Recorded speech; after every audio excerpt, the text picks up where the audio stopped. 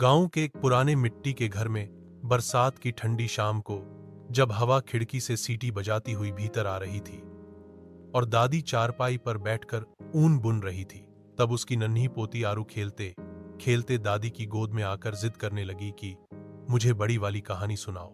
दादी ने हौंसते हुए ऊन का गोला एक ओर रख दिया और अपनी आंखों को बंद करके मुस्कुराते हुए बोली, ठीक है बिटिया, आज मैं तुझे एक ऐसी कहानी सुनाऊंगी जिसमें राजकुमारी भी होगी, जंगल भी होगा और जादू भी होगा। और फिर उसने कहना शुरू किया कि बहुत समय पहले एक राजकुमारी सुहानी रहती थी, जिसका किला घने जंगल के बीचों बीच था।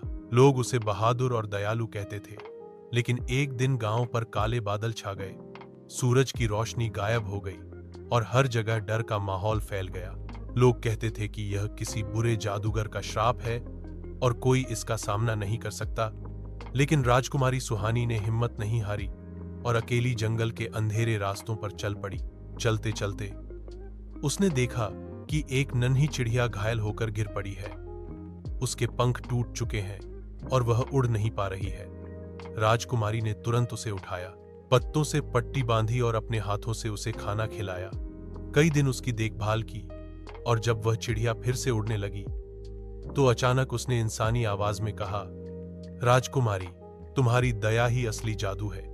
उसी पल आसमान से काले बादल हटने लगे, सूरज चमकने लगा और गांव फिर से उजाला और खुशियों से भर गया। दादी ने कहानी खत्म की तो आरू ने बड़ी बड़ी आंखों से पूछा, दादी, क्या सच में दया में इतना जादू होता है?